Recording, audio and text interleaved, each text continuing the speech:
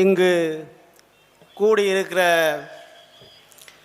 பிரபாகரன் பிள்ளைகளே, சீமானின் தம்பி தங்கைகளே, பெரியோர்களே, தாய்மார்களே, இந்த கொள்கை விளக்க கூட்டத்தில் நாங்கள் என்ன பேசப் போகிறோம் என்பதை, நாங்களும் தமிழர்கள்தான் என்பதை மறந்துவிட்டு திராவிட போர்வையில் ஒளிந்து கொண்டு இங்கு எங்களை ஒளிந்து பார்த்து கொண்டிருக்கும் திராவிடர்களே, உங்கள் அத்தனை பேருக்கும் புரட்சி வணக்கம். இந்த கொள்கை விளக்க கூட்டத்தை ஏற்பாடு செய்த பட்டுக்கோட்டை சட்டமன்ற தொகுதியின் தமிழ் சொந்தங்களுக்கு புரட்சி வாழ்த்துக்கள். நாங்கள் கொள்கை விளக்க கூட்டம் இங்கே ஏற்பாடு செய்திருப்பது 200 ரூபாயை கொடுத்துவிட்டு எடப்பாடி வருகிறார் என்று உச்சிவெயிலில் நிப்பாட்டுவதற்காக அல்ல. ஒரு குவார்ட்டரை கொடுத்துவிட்டு உங்களை எல்லாம் குவார்ட்டருக்கு அடிமையாக்கிய கூமுட்டை ஸ்டாலினை பார்ப்பதற்காக அல்ல.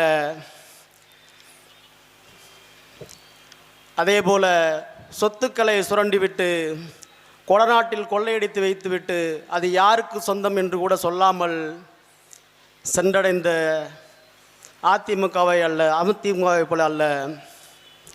அதேபோல கோபாலபுரத்துக்குள் ஏமண்டி செப்பண்டி என்று பேசிவிட்டு வெளியில் வந்து நாங்கள் தமிழர்கள் என்று உங்களையெல்லாம் ஏமாற்றி கொள்ளையடித்து வைத்துவிட்டு தனது வாரிசை காதுக்குள் அழைத்து சொல்லிக் கொடுத்து உங்களையெல்லாம் தொடர் அடிமைகளாக வைத்துக் கொள்வதற்காக அல்ல. நாங்கள்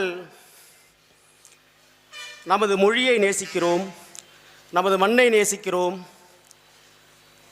நமது இயற்கையை நேசிக்கிறோம், நமது எதிர்கால சந்ததியை நேசிக்கிறோம். ஒட்டுமொத்தமாக சொல்லப்போனால் இந்த தமிழ் சமூகம் எதிர்காலத்தை அக்கறையாக நாங்கள் பார்க்கக்கூடிய நிலையில் இருந்து கொண்டு நமது தமிழ் சமூகம் நல்லெண்ணத்தோடு வாழ வேண்டும் என்ற உயரிய நோக்கத்தோடு செந்தமிழன் சீமானின் கரங்களை பற்றி கொண்டு எங்களுடைய கொள்கைகளை விளக்குவதற்காக இந்த கூட்டத்தை ஏற்பாடு செய்திருக்கிறோம். இன்று இந்த திமுகவின் ஆட்சி நிலைப்பாடு என்ன அப்படின்றது நமக்கு எல்லாருக்குமே தெரியும். இந்த சமூகத்தில் நம்ம யாரும் கண்ணை மூடிக்கிட்டு பயணிக்கலை. எல்லாருமே அன்றாடம் என்ன இந்த நிகழ்வு நம்மளை சுற்றி என்ன நிகழ்வுகள் நடந்து கொண்டிருக்கிறது என்பதை நமக்கு நன்றாக புரிகிறது. காலையில் தம்பி சொன்னது மாதிரி நாம் ஒரத்த நாட்டில் பூக்கடை வச்சுருக்கிறோம். பூக்கடைக்கும் பக்கத்தில் 4 கடை தள்ளி தான் டாஸ்மார்க் கடை இருக்குது. காலையிலே நம்ம 6 மணிக்கு கடை ஓப்பன் பண்ணுறோம்னா அதுக்கு முன்னாடியே அவன் தடவிட்டு நிற்கிறான், எங்கன்னா பக்கத்தில் பிளாக்கில் தண்ணி கிடைக்கும் அப்படின்ட்டு. அதே போல் சாயங்காலம் ஒரு 8:30 9 மணிக்கு பார்த்தீங்கன்னா இந்த பக்கம் ரோடு சந்தையில் 4 பேர் படுத்து கிடக்கிறான், இந்த பக்கம் 4 பேர் படுத்து கிடக்கிறான். அந்த படுத்து கிடக்கிறவன் யார் அப்படின்னு பார்த்தீங்கன்னாக்க நம்ம தமிழர்கள். அதை நினைத்து நாமெல்லாம் வெட்கப்பட வேண்டும்.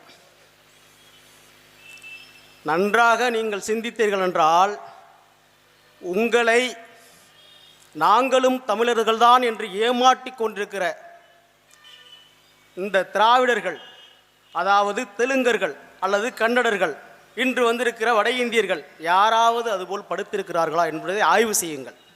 சத்தியமாக ஒருபோதும் இருக்காது.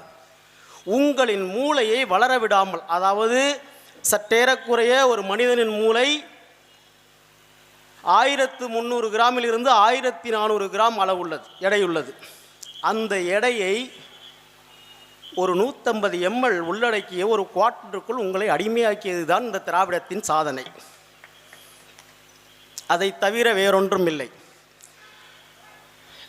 இதில் நன்றாக நீங்கள் புரிந்து கொள்ள வேண்டியது என்னவென்றால், அண்ணன் செந்தமிழன் சீமான் அவர்கள் 15 ஆண்டுகளாக நமது இனத்திற்காக, நமது இனம் சிறப்பாக வாழ வேண்டும் என்பதற்காக நம்மை சுற்றி இருக்கிற ஆறுகள், மலைகள், இயற்கை சார்ந்த அனைத்தும் அழிக்கப்படாமல் காப்பாற்றப்பட வேண்டும் என்பதற்காக போராடி வருகிறார். ஆனால் உங்களை எல்லாம் மழுங்கடிக்க வைத்து அவர்கள் உங்களை கடைசி வரை அடிமையாக வைத்து கொள்ள வேண்டும் என்று ஆளுமையில் நாங்களும் தமிழர்கள்தான் என்று சொல்லிக்கொண்டு தமிழர்களாகிய நம்மளை அடிமையாக வைத்து கொண்டிருக்கிறார்கள் என்பதே நிதர்சனமான உண்மை. இதில் இப்போ செந்தமிழன் அண்ணன் சீமான் அவர்கள் 15 ஆண்டு காலமாக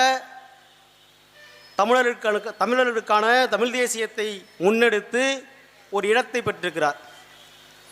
அதில் என்ன சொல்கிறார்கள் என்றால், தேசிய தலைவரும் அண்ணனும் ஆணுக்கு பெண் சமம் அல்ல, ஆணும் பெண்ணும் சமம் என்கிறார். இன்றைக்கி பார்த்தீங்கன்னா நாமெல்லாம் வெளிநாட்டில் ஒரு 15-20 ஆண்டு காலம் வளர்ந்து வந்திருக்கிறோம். அதுபோல் நிறைய உறவுகளும் வெளிநாடுகளில் போயிருப்பீங்க. நீங்களும் பெண்களை போல் சமைக்க கற்றுக்கிட்டு இருப்பீங்க. இன்னைக்கு சொல்கிற இந்த அண்ணன் தத்துவம் சொல்கிறத அன்னைக்கே நம்மளுடைய தமிழ் தேசியத்தை முன்னெடுத்திருக்கிறவங்க சொல்லியிருந்தாங்க அப்படின்னா, இன்றைக்கி சமைக்கிற வெங்காயம் வெட்டதில் அந்த வெங்காயத்தை அன்னைக்கே வெட்டியிருப்பாங்க, திராவிடமே உருவாகியிருக்காது. புரியும்னு நினைக்கிறேன். இறுதியாக ஒன்றை சொல்லி விடைபெறுகிறேன். மனிதர்களோடு கட்டி அண்ணன் போராடிவிட்டு ஆடு மாடுகளுக்காகவும் மரங்களுக்காகவும் பேச ஆரம்பித்து விட்டார். ஆடு மாடுகள் கூட நம்மோடு இணைந்து விட்டது, மரங்கள் கூட நம்மளோடு கையிணைத்து விட்டது. மனிதர்களாகிய நீங்களும் எங்களோடு கரம் உயர்த்தினால் தமிழ் தேசியம் வாழும் என்று கூறி, தமிழ்த்தாய் வாழ்க, தலைவர் பிரபாகரன் வாழ்க, நாம் தமிழர்.